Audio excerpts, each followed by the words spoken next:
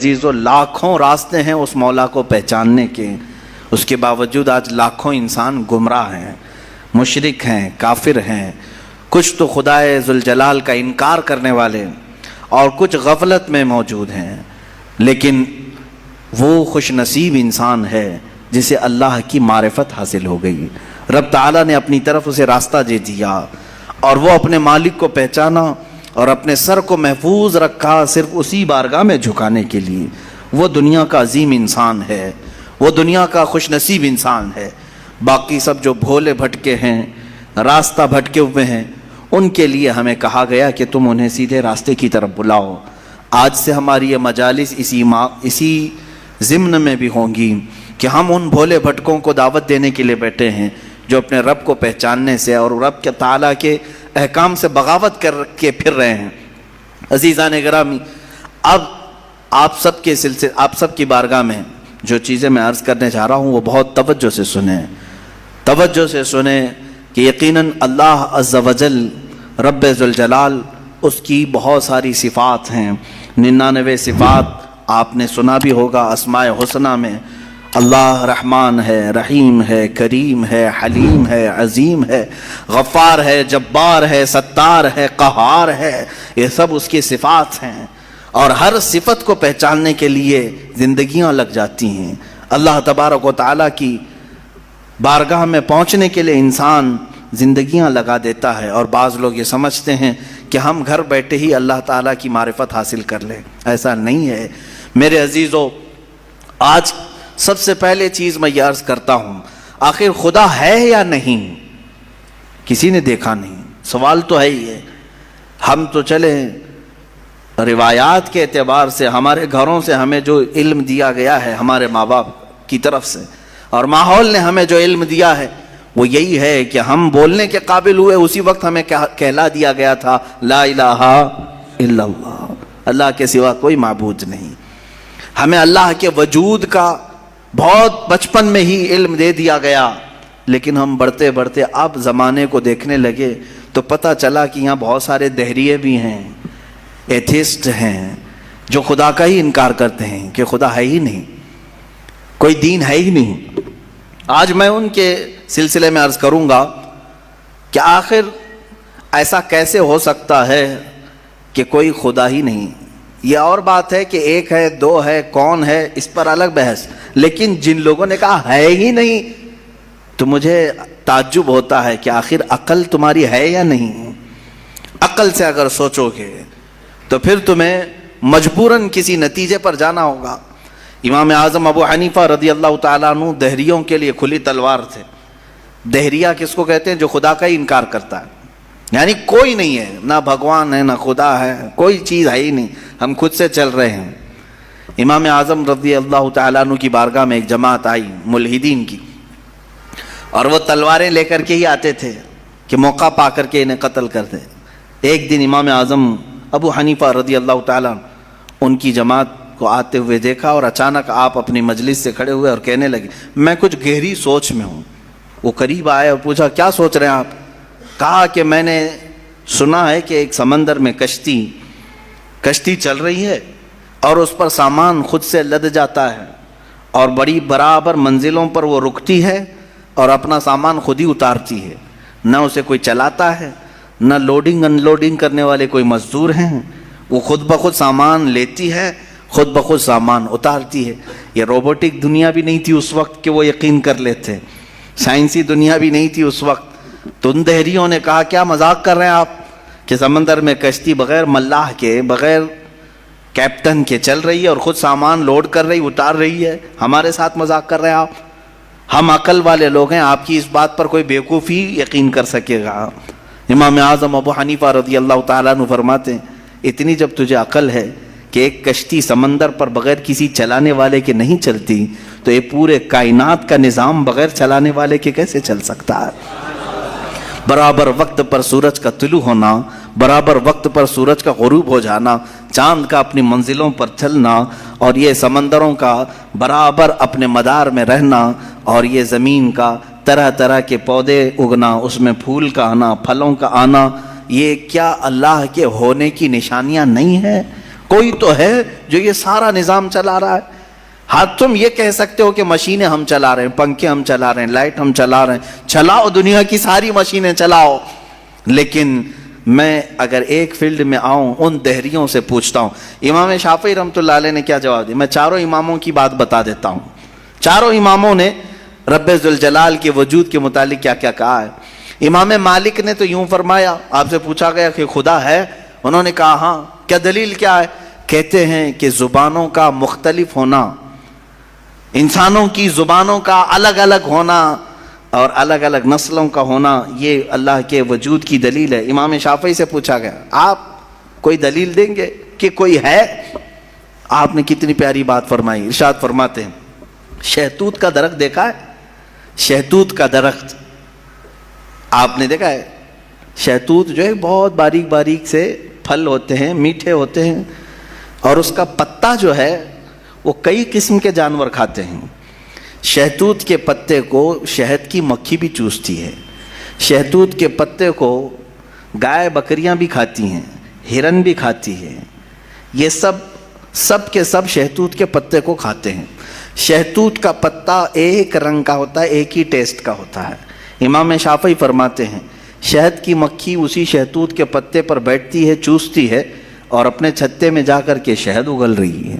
بکریاں اور گائے اس شہتوت کے پتے کو کھاتی ہیں، مینگنیاں ڈال رہی ہیں یا دودھ دے رہی ہیں. اسی شہتوت کے پتے کو ہرن کھاتی ہے. ہرن نافع پیدا کرتی ہے جو مشک کی طرح ایک نافع ہوتا ہے، نہایت ہی اچھی خوشبو اس کے اندر آتی ہے. امام شافعی فرماتے ہیں ایک شہتوت کا پتا بکری میں جائے تو الگ اثر کرے، شہد کی مکھی میں جائے تو الگ اثر کرے، گائے میں جائے اور ہرن میں جائے تو الگ اثر کرے. آخر ایک شہتوت کے پتے سے نافع، دودھ اور شہد بناتا کون ہے؟ بناتا کون ہے؟ اسی میں امام شافعی فرماتے ہیں ہم روٹی کا ایک ٹکڑا کھاتے ہیں، روٹی کا ایک ٹکڑا کھاتے ہیں، اندر جسم میں یہ روٹی جانے کے بعد آپ سب کو معلوم ہے اس میں سے کچھ حصہ گوشت بنتا ہے، کچھ حصہ خون بنتا ہے، کچھ حصہ پیپ بنتا ہے، کچھ حصہ منی بنتا ہے، باقی کا بچا ہوا فضلہ پخانہ بن کر نکل جاتا ہے. ایک روٹی گیہوں کی کھاؤ، جو کی کھاؤ، جوار کی کھاؤ، روٹی ایک ہی طرح کی ہے. اور اس سے گوشت کون بناتا ہے، خون کون بناتا ہے، اور پیپ کون بناتا ہے، منی کون بناتا ہے، سب کی الگ الگ قسمیں ہیں. امام شافعی فرماتے ہیں تمہاری ہزاروں مشینیں ایک طرف، لیکن اندر جو نظام چلاتا ہے وہ کوئی تو ایک ہے، کوئی تو ہے. تمہیں ماننا ہوگا. میں دہریوں کے متعلق کہہ رہا ہوں جو ملحدین ایتھیسٹ ہیں، جن کا کہنا ہے کہ کوئی ہے ہی نہیں، کوئی خدا ہی نہیں.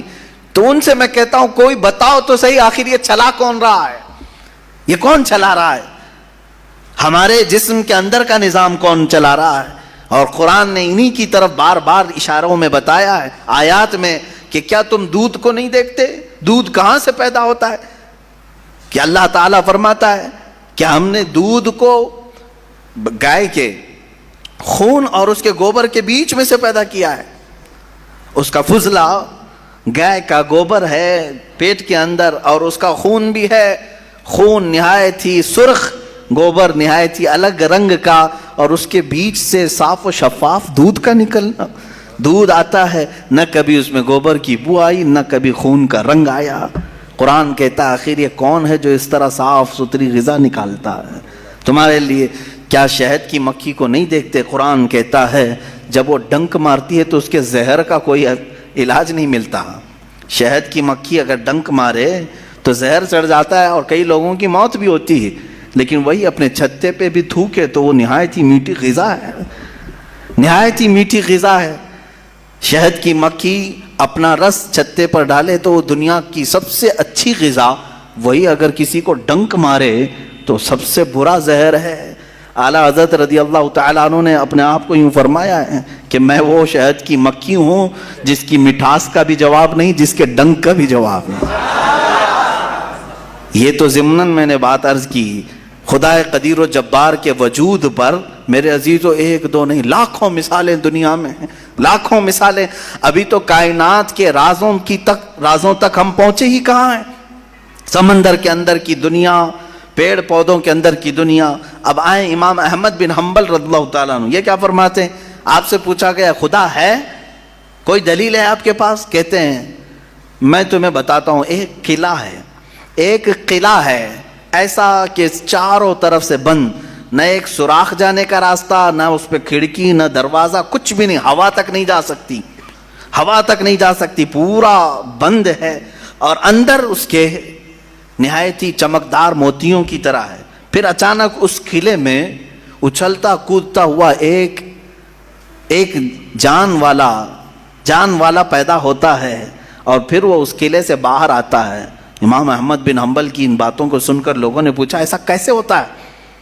بند قلعہ، ہوا بھی نہیں جاتی، کوئی سوراخ بھی نہیں، اور اس کے اندر سے کوئی اچانک پیدا ہوتا ہے۔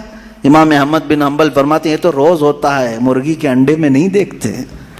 مرغی کا انڈا مجھے بتاؤ اس میں کتنی کھڑکیاں ہیں، انڈا تو اوپر سے پورا بند ہوتا ہے، ہوا تک نہیں جاتی، لیکن مرغی اس کو گرم کرے۔ اب تو مشینوں میں بھی، اب مشینوں سے بھی ہوتا ہے۔ مجھے یہ بتاؤ انڈے کی زردی اچانک ایک جاندار چوزے کی شکل کیسے اختیار کرتی ہے؟ کون ہے جو اسے چونچ دیتا ہے؟ کون ہے جو اسے پر دیتا ہے؟ اور پھر ہم نے جانوروں کو، پرندوں کو، ہر ایک مخلوق کو دیکھا ہے، ان میں رنگ ایسے بھرے ہوئے رہتے ہیں، دنیا کا کوئی آرٹسٹ بھی اس طرح کے رنگ بھر نہیں سکتا۔ کیا ہم مور کو نہیں دیکھتے؟ طرح طرح کے خوبصورت اس میں ڈیزائن کیے گئے ہیں، ایسا لگتا ہے کہ کوئی قلم لے کر کے ڈیزائن کیا ہے، کوئی برش سے ڈیزائن کیا ہوا ہے۔ نہیں میرے عزیزو، یہ قدرت کی شاہکاریاں ہیں، رب ذوالجلال کی شاہکاریاں، اور تم بے شمار خوبصورت مخلوقات کو دیکھو گے۔ پھر میں ان دہریوں سے پوچھتا ہوں آخر ان تمام کو پیدا کرنے والا کوئی تو ہوگا، تم لاؤ ڈھونڈ کر کے آخر کون ہے یہ سب پیدا کرتا ہے۔ یہ تو تخلیق، نظریے تخلیق، خدا کو پہچاننے کے 4 نظریے دنیا میں مشہور ہوئے ہیں۔ الہیات، اس کو علم الہیات کہتے ہیں جو میں بیان کر رہا ہوں، تھیولوجی، سائنس کے نظریے سے بھی، یعنی اللہ کو پہچاننے کے لیے، خدا کو ڈھونڈنے کے لیے نظریے بنائے گئے۔ فلسفیوں نے الگ، سائنٹسٹ نے الگ، علماء ربانیین نے الگ، حکماء نے الگ، سب کے اپنے اپنے نظریے ہیں۔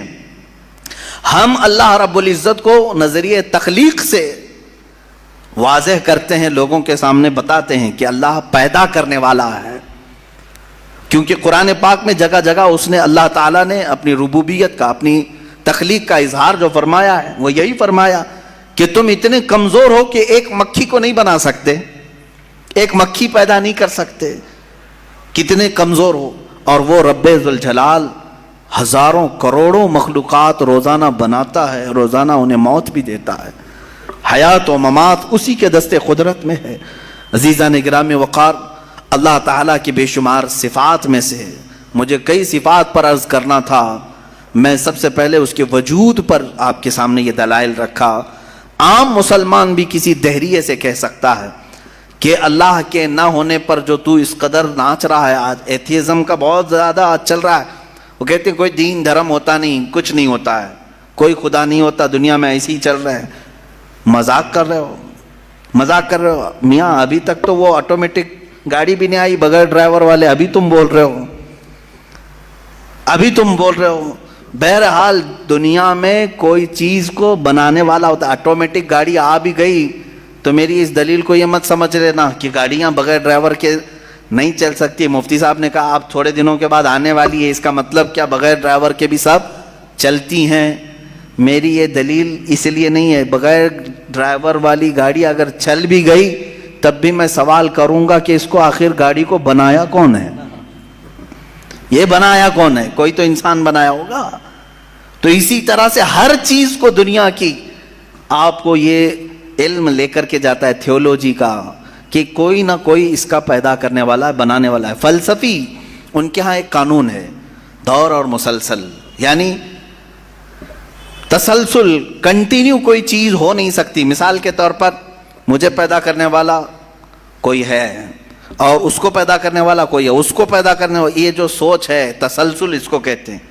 کہیں جا کر کے سٹاپ ہونا پڑے گا، کہیں جا کے سٹاپ ہونا پڑے گا تمہیں۔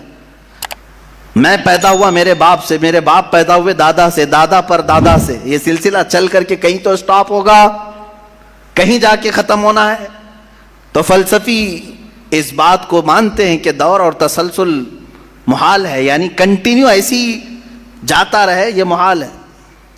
ان کے ہاں ایسا ہے. میرے عزیزو، اب اگر میں ان سے سوال کروں کہ جیسے بہت سارے لوگ بھگوانوں کو بھی مان لیے، جبکہ بھگوان کی بیوی بھی ہے، بھگوان کے بچے بھی ہے اور بھگوان کا باپ بھی ہے، تو پھر اب سوال آئے گا کہ بھگوان کا دادا کون، بھگوان کا پردادا کون؟ پھر وہ نسب چلے گا، کہیں تو جا کے رکنا ہے، کہیں تو جا کے رکے گا. بچے ہیں تو اب تک ان کی نسل کیوں نہیں؟ بھگوان کے بھی بیٹے بیٹیاں تھیں نا، بہت سارے بھگوانوں کا تذکرہ ہندوستان میں ہے، ان کے بیٹے بیٹیاں بتائی گئی ہیں، کتنے بیٹے تھے، رام کے بھی، کرشن کے بھی، سب کے بھی بتائے گئے ہیں بیٹے بیٹے. تو اب اولاد کہاں ہیں؟ باپ دادا کہاں تھے؟ میرے عزیزوں، میری اس بات کو یقیناً کوٹ کیا جائے گا. مجھے معلوم ہے چند دنوں پہلے یہ کہہ رہا تھا اورنگزیب کی اولاد برتن مانج رہی ہے، ٹیپو سلطان کی اولاد پنچر لگا رہی ہے. تجھے تو یہ ٹیپو سلطان اورنگزیب کی اولاد نظر آئی، ان کی کہاں ہے جن کا میں ذکر کر رہا ہوں؟ ان کی کہاں ہے؟ اور بہرحال اورنگزیب اور ٹیپو سلطان ان تمام کو چھوڑو، ان کی اولاد کو تو نے برتن مانجتے یا پنچر لگاتے تو دیکھا اللہ نے تو تجھے بانجھ بنا کر رکھا ہے. تیرے سے کوئی چیز نہیں آ سکتی سوائے گوبر اور غلاظت کے، کوئی چیز نہیں آ سکتی. میرے عزیزوں، میں یہاں عرض یہ کر رہا ہوں دور اور تسلسل، کہ اگر اس طرح کسی کا باپ ہے تو پھر دادا بھی ہوگا، دادا ہے تو پردادا بھی ہوگا، یہ چلتا رہے گا سلسلہ. یہ اسلام یہ ہے جس نے کہا قل هو اللہ احد اللہ الصمد لم یلد ولم یولد. کہو وہ اللہ ایک ہے، اللہ بے نیاز ہے. لم یلد، نہ وہ کسی سے پیدا ہوا ہے، ولم یولد، نہ اس سے کوئی پیدا ہوگا. اس سے کوئی لم یلد، اس سے کوئی پیدا نہیں ہوا، اور نہ وہ کسی سے پیدا ہوا. یہاں ختم ہو گئی بات. اب نہ میرے خدا کا کوئی باپ ہے، نہ بیٹا ہے، نہ بھائی ہے، نہ بہن ہے. کہیں یہ تصور آئے گا ہی نہیں. تم ہم سے یہ سوال نہیں کر سکتے کہ اللہ کے آباء و اجداد کہاں ہے، اولاد کہاں ہے. ہم نے خدا کو مانا ہی ایسے ہے کہ وہ جسم و جسمانیت سے بھی پاک ہے، رشتہ داری سے پاک ہے، کوئی نہ اس کا ہمتا ہے، ایک ہی سب کی سنتا ہے. یہ اللہ تبارک و تعالیٰ کے متعلق ہمارا یقین یہی ہے. عزیزان گرامی وقار، دور اور تسلسل کا جو قانون ہے میں نے یہی بتایا کہ بعض لوگ اس چیز کے ذریعے سے بھی چاہیں تو ہدایت حاصل کر سکتے ہیں کہ کہیں تو جا کے ہمیں فل سٹاپ ہونا پڑے گا. کوئی تو ہے جو اینڈ ہے، اس کو کوئی پیدا کرنے والا نہ ہو، جا کر کے تمہیں ختم ہونا پڑے گا ایک نہ ایک جگہ. کہ کوئی تو ہے جو لاسٹ ہے، اس کو کوئی نہ پیدا کیا ہو. اگر اس کو بھی کوئی پیدا کیا ہے تو پھر یہ بھی بات ہے کہ اس کو بھی کوئی پیدا کیا ہوگا. تو ہمیں ایک ایسی ذات ماننی پڑے گی جس کو کوئی نہ پیدا کیا ہو، تبھی جا کر کے ہم یہ کہتے ہیں وہ جو ذات تم جا کر اینڈ ہوگے اسی کا نام اللہ رب العزت ہے.